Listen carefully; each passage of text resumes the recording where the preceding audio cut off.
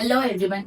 सो आज की वीडियो में हम देखने वाले हैं कि जर्मन में सेंटेंस कैसे फ्रेम करते हैं। तो फर्स्ट ऑफ ऑल हमें चाहिए सब्जेक्ट, यानी कि पर्सनल प्रोनाउन जो हम बोलते हैं I you he she it, right. तो इनको जर्मन में क्या बोलते हैं वो हम देखेंगे। इससे पहले एक चीज, जब आप इंग्लिश में किसी से बात करते हो फॉर्मली या इनफॉर्मली, तो हम सिर्फ एक ही यू यूज करते हैं, राइट। लेकिन हिंदी में जैसे हम यूज करते हैं तुम और आप। जब हमें रिस्पेक्ट से बात करनी हो तो हम आप लेते हैं, और हमसे छोटे हैं, हम नॉर्मल जो है इनफॉर्मली बात करते हैं तो हम तुम लेते हैं, राइट। इसी तरह से जर्मन में हम दो वर्ड देखेंगे, फॉर्मल एंड इनफॉर्मल, दोनों अलग तरीके से। So let's start. सबसे पहले जो पर्सनल प्रोनाउन होंगे हमारे, उनको हम जर्मन में बोलते हैं पर्सनल प्रोनाउन है। पर्सनल प्रोनाउन है देन आई को हम बोलते हैं इश। आई को हम बोलते हैं इश। देन यू, कौन सा यू? इनफॉर्मल, जो हम तुम यूज करते हैं, राइट। उसके लिए हमारे पास में वर्ड होता है डू। देन ही को हम बोलते हैं ए। देन शी को हम बोलेंगे जी। देन इट को हम बोलते हैं एस। देन यू ऑल को हम बोलते हैं सिंपल एक वर्ड होगा उसके लिए ईयर। देन वी को हम बोलते हैं जर्मन में वियर। देन दे, यानी कि वे, वो भी होगा हमारा जी। देन यू, फॉर्मल वाला, जब आप करके किसी से बात कर रहे हैं रिस्पेक्ट से, तो उसके लिए भी हमारे पास में वर्ड होगा जी। तो यहाँ पे आपने नोट किया होगा हमारे पास में 3 जी हो गए। अब आपको कंफ्यूजन हो सकती है कि कहाँ पे क्या यूज करें। तो जब आप सेंटेंस में देखोगे तो वर्ड कॉन्जुगेशन से हमें पता चल जाएगा। जब हम शी की बात कर रहे हैं तो इसकी सिमिलर वाली कॉन्जुगेशन होगी। देन जी, ये, और जो आप वाला होता है यू, तो ये दोनों जो है प्लूरल वाली कॉन्जुगेशन होगी, बट हम फिर भी कॉन्टेक्स्ट में समझ जाएंगे। लेकिन जब अगर हम बात करें इस फॉर्मल यू की, जी की, तो एस जो है ये हमेशा कैपिटल रहेगा। जब आप सेंटेंस के बीच में भी इसको देखोगे जी को, तो एस जो है वो कैपिटल रहेगा। सो ये तीनों जो है वी, जी एंड जी, इन तीनों को हम प्लूरल में काउंट करेंगे। जैसे हम इंग्लिश में आई को प्लूरल में काउंट करते हैं एज इट इज। देन जब हम कॉन्जुगेशन की बात करेंगे, वर्ब कॉन्जुगेशन की, तो इंग्लिश में हम 2 तरीके से करते हैं, सिंगुलर के साथ में एस एंड प्लूरल के साथ में कुछ नहीं। तो यहाँ पे हमने अलग अलग सारे पर्सनल प्रोनाउंस देखे, सभी के साथ में हम कॉन्जुगेशन अलग अलग देखेंगे। इससे पहले हम वर्ब कॉन्जुगेशन से पहले देखेंगे करना हमें कैसे होगा। सो वर्ब कॉन्जुगेशन, यहाँ पे जो वर्ब है common, that means to come. तो मोस्ट ऑफ टाइम हमें क्या करना है, ई एन वर्ब के एंड में देखोगे, राइट। यहाँ पे हम देख रहे हैं ई एन, तो इसको हम 2 पार्ट्स में डिवाइड कर देंगे। तो ई एन को आपने सेपरेट किया तो हमारे पास में बचा ये वाला पार्ट, राइट। ये जो है मेन पार्ट ये बचा। अब यहीं पे हमें लास्ट में एंडिंग लगाते जाना है according to subject. So what we have to do, इश है तो उसके साथ में हम एंडिंग लगाएंगे ई, राइट। देन डू है तो उसके साथ में एंडिंग में लगाना है S T. Let's singular all, S he she it, तीनों के साथ में सेम कॉन्जुगेशन टी हम लगाएंगे। देन ईयर के साथ में क्या आपको लगाना है टी। देन हम बात करें we, they and your formal, तीनों को ही हम प्लूरल में काउंट करेंगे। तीनों के साथ में आपको एंडिंग रखनी है E N. Then means infinitive, जैसे वर्ब है एज इट इज हम रखेंगे। तो बेसिकली हमें 3 से 4 ही कॉन्जुगेशन वो याद रखनी है, बाकी इतना कोई बड़ा हमें नहीं। सो यहाँ पे जैसे आपने देखा एंडिंग हम क्या रख रहे हैं, इस अकॉर्डिंग अगर हम कॉमन वर्ब के साथ में भी सेंटेंस बताएं तो उसकी फ्रेमिंग क्या रहेगी। सबसे पहले सेंटेंस की, तो सेंटेंस स्ट्रक्चर रहेगा आपका, सबसे पहले हम रखेंगे सब्जेक्ट प्लस सेकेंड नंबर पर रहेगी हमारी वर्ब, देन प्लस ऑब्जेक्ट, ठीक है। तो जब आप सेंटेंस बना रहे हो प्रेजेंट में, तो कंटिन्यूअस वाले हमारे सेंटेंस होते हैं, जो कोई मूवमेंट है, जैसे आपको बोलना है आई एम कमिंग, तो यहाँ पे हम क्या करते हैं, मेन वर्ब के साथ में आईएनजी एंड एक हेल्पिंग वर्ब भी हम ऐड करते हैं। लेकिन जर्मन में जब आप प्रेजेंट में कोई सेंटेंस बना रहे हो तो कोई हेल्पिंग वर्ब नहीं होती, और ना ही वर्ब के साथ में हम आईएनजी लगाते हैं। तो जैसे हमारे पास में 2 सेंटेंस है, I am coming and I come, दोनों के लिए ही हमारे पास में सेम सेंटेंस होगा। हम कोई आईएनजी नहीं, कोई हैवी वर्ब नहीं लगाते। तो आपको करना है सबसे पहले सिर्फ हम सब्जेक्ट रखेंगे बस नंबर पे, देन आप direct main verb main verb को आप कैसे रखोगे, कॉन्जुगेशन, एंडिंग लगा के जाना है, देन कोई ऑब्जेक्ट, ठीक है। सो अगर मैं सिंपली बोलना चाहूँ कि आई एम कमिंग या आई कम, तो सबसे पहले हमारा क्या होगा, सब्जेक्ट इश, आइए हमारे पास में वर्ड हो गया इश। सेकेंड नंबर पे वर्ब, ये इतना हमने देखा पार्ट। अब इश के साथ में हम इंग्लिश क्या लगाते हैं, ई।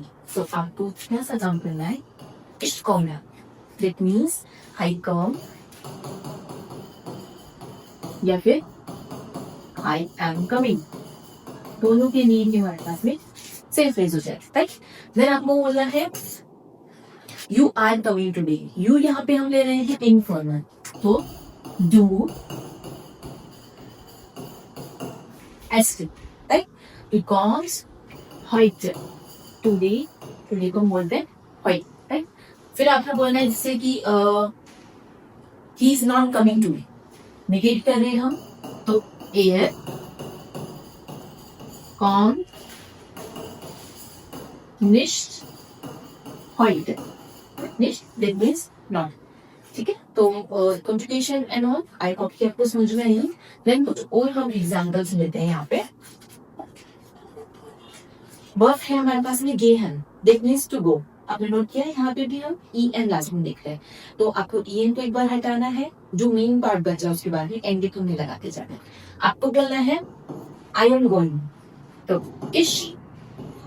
सेकेंड नंबर पे वर्ब, ये पार्ट बचा, इसके साथ में हम क्या करते हैं, ई हमें लगा, इश, ये है आपका सेंटेंस का, ठीक है।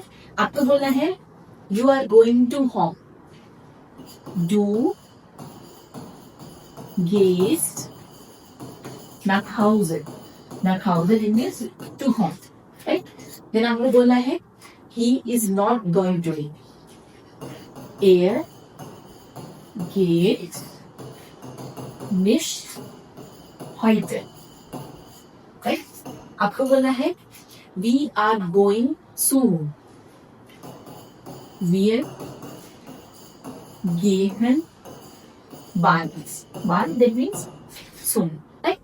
Then अगर हम नेक्स्ट वर्ब देखें, यहाँ पे वर्ब है हमारे पास में स्पीलन, यहाँ पे भी हम क्या कर रहे हैं, ई एन को हटाएंगे एंड हम एल लगाते हैं, दैट मीन्स टू प्ले, स्पीलन that means to play. So sentence जैसे आपको बोला है आई प्ले क्रिकेट, इश स्पीले क्रिकेट, सी की जगह पे आगे किया जाएगा, ठीक है। देन आपको बोला है आपको, ठीक है, यहाँ पे हम ले रहे हैं फॉर्मली, आपको फुटबॉल खेलना पसंद है, ठीक है, तो जी स्पीलन गैन फूसबाल, गैन दैट मीन्स जब आपको कोई काम करना पसंद तो ये वर्ड एंड करते हैं, Sie spielen gern Fußball, ठीक है। देन आपको बोलना है कि he does not play so good, या फिर आपको बोलना है कि वो इतना अच्छे से खेलना उसको पसंद नहीं है, ठीक है। इसी चीज को हम नेगेट कर देंगे, तो er spielt nicht gern, यहाँ पे हमने इसको नेगेट कर दिया कि ये इतना खेलना पसंद नहीं है, राइट।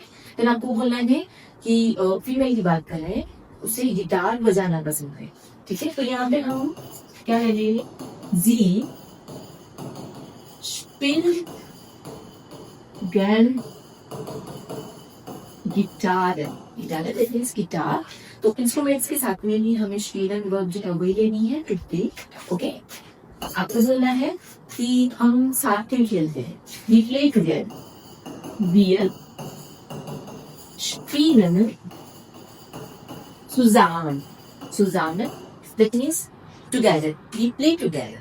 तो यहाँ पे आप देख रहे हो, हम अगर सेंटेंस को बोल रहे हैं I am playing and I play, but same sentence हम यूज कर रहे हैं। Then we have wohnen, that means to live, रहना, तो इन प्रीपोजिशन जो हम इंग्लिश में यूज करते हैं जर्मन में भी सेम इम्प्लिमेंट होती है। आपको बोलना है जैसे कि आई लिव इन दिल्ली, हम क्या रखेंगे यहाँ पे wohnen, ich wohne in Delhi, right? Ich wohne in Delhi। आपको बोलना है you live in Jaipur, you हम लेंगे एक form, do was in Jaipur. ठीक है, आपको बोलना है कि वह राजस्थान में नहीं रहेगा।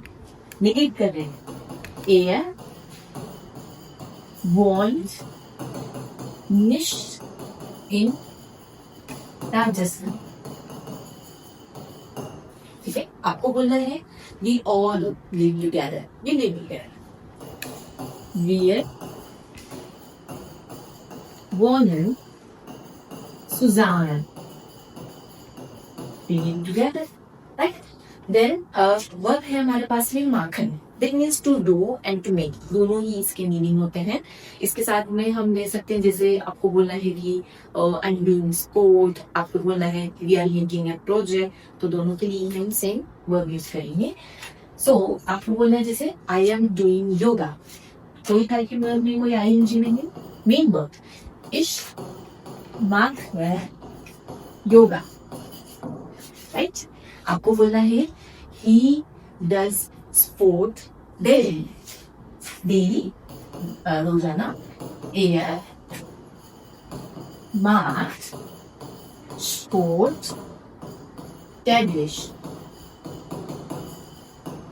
ठीक है, आपको बोलना है जैसे you all are making a project, तुम सब एक प्रोजेक्ट बना रहे हो, तो यू ऑल के लिए वर्ड है हमारे पास में एक सिंगल वर्ड हो जाएगा ईयर मार्क्स ein